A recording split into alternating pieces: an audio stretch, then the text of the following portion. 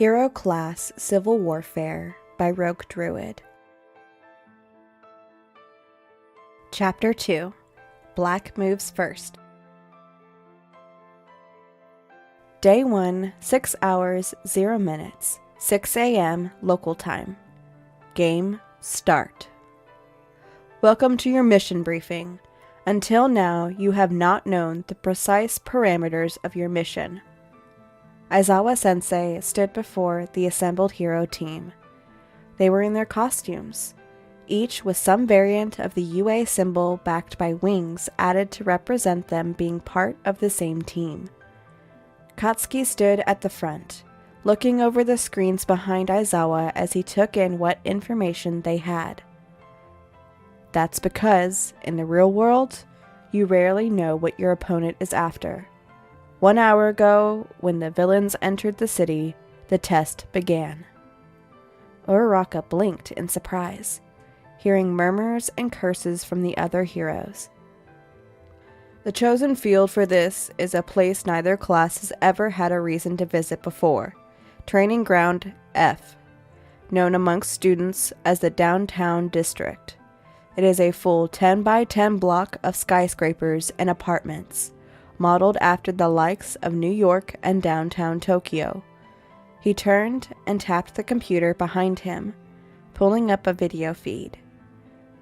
3 unmarked white trucks entered the city at the start of the hour, the villains using them as an entry vector. One of them had a signal transceiver attached to the top, and we believe that is where the video that was sent to you was live streamed from. Traffic cameras tracked 2 of the box trucks, but the third, the one with the transceiver, took a back alley and seemed to disappear. At this point in time,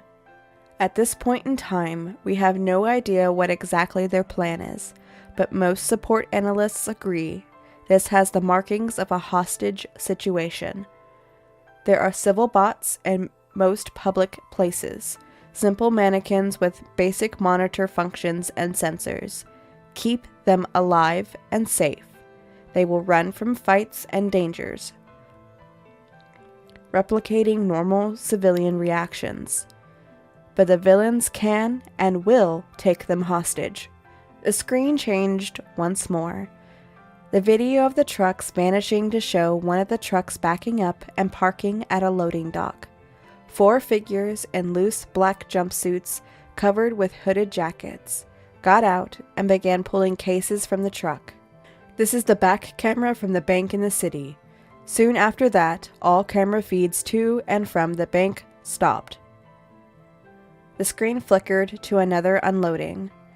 5 equally disguised figures stepped out of another truck. All of them were armed with briefcases and carrying boxes of supplies. This is the only camera we have access to at the government building across the district from the bank. It seems the villains have split up, attacking multiple locations at once. The screen changed, and the conference table that the heroes were gathered around lighting up with a hologram of the simulated city. Paragon, the mission command is yours. Your objectives are to detain or eliminate all villains while avoiding civilian casualties or collateral damage to the best of your abilities. Your priority, however, is to bring in the subject Kingpin, alive for questioning. With that, Aizawa stepped away and the door opened. Katsuki stood, looking at the map.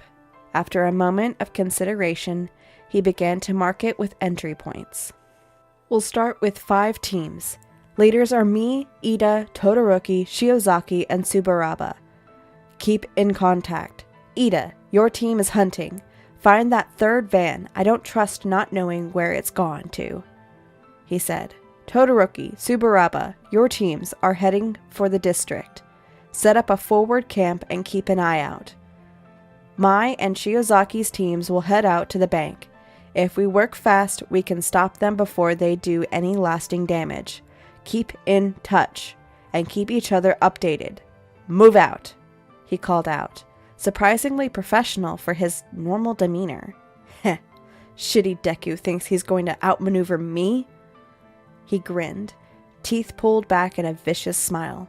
"I'll show you how worthless and beneath me you are."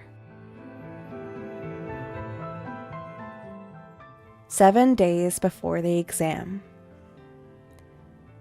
Aizawa Shota looked at his student, his exhaustion reaching even deeper than normal as he took in Midoriya's distant expression and strange mood.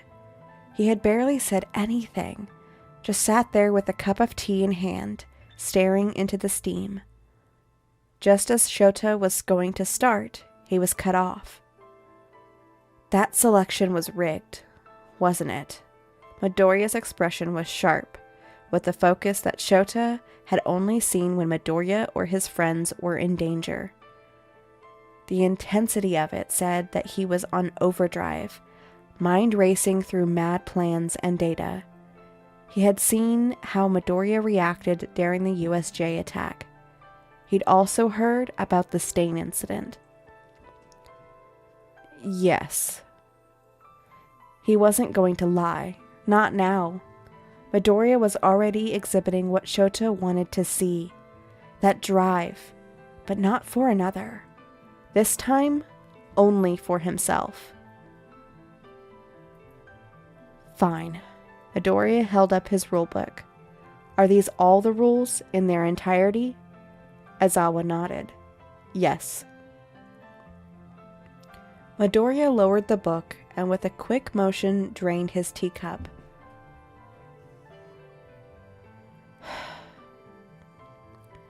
Midoriya lowered the book and with a quick motion drained his teacup. A moment of silence passed, the teen clearly considering something, before he looked up and met Aizawa's eyes once more. Please, tell me the objectives. Ah, the meat of the conversation.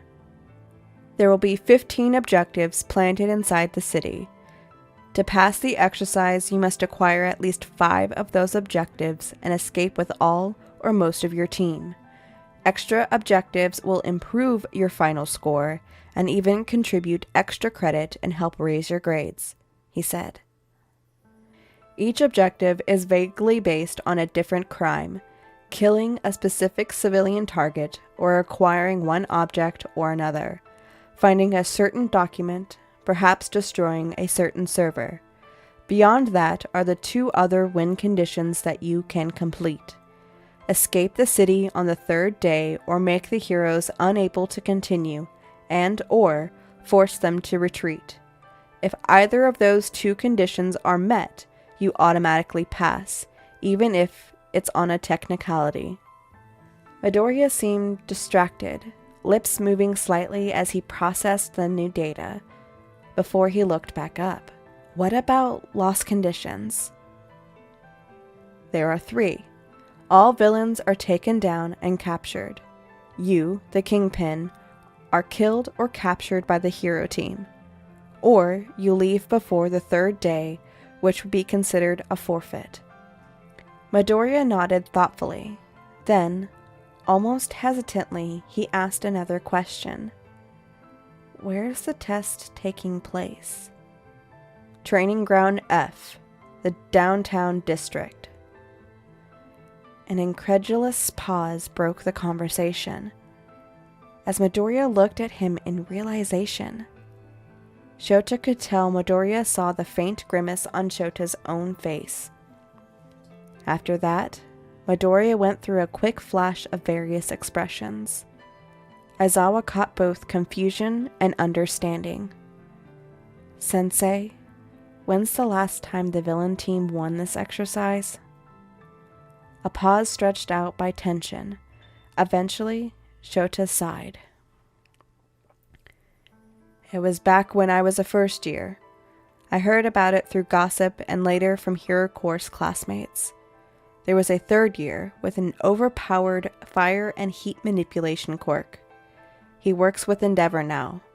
Endeavor himself is quite proud of being one of the only Kingpins to ever win, and even holds the current record. Even then, no villain team has ever won with full marks. But why?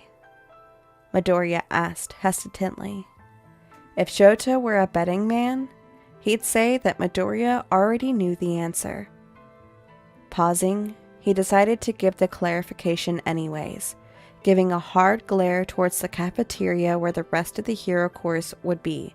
Because no hero wants to play the villain. They don't want to be the bad guy.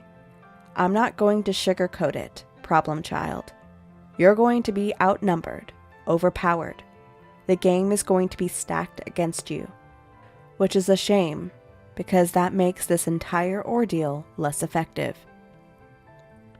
He glanced at Midoriya, who was now staring into his empty cup with a thoughtful expression. Slowly, that expression shifted. Thanks, Sensei. Midoriya placed the empty cup in his saucer and grabbed his rulebook before leaving. Shota couldn't help the grin that stretched across his lips at the look and stance of his student as he exited the door. This year's Civil War would be interesting.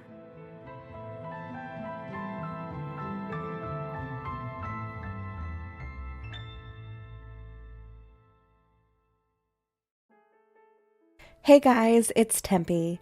Thank you for getting this far. I really enjoyed reading this fanfiction and I wanted to share it with you. So many people wrote their own takes on how the Civil War for AU would go down, but I enjoyed this one specifically.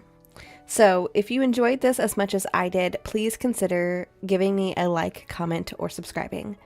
If you have any suggestions that you would like me to read, please leave a comment or send it to the email in the description. That's everything, so I will see you in the next one. Bye!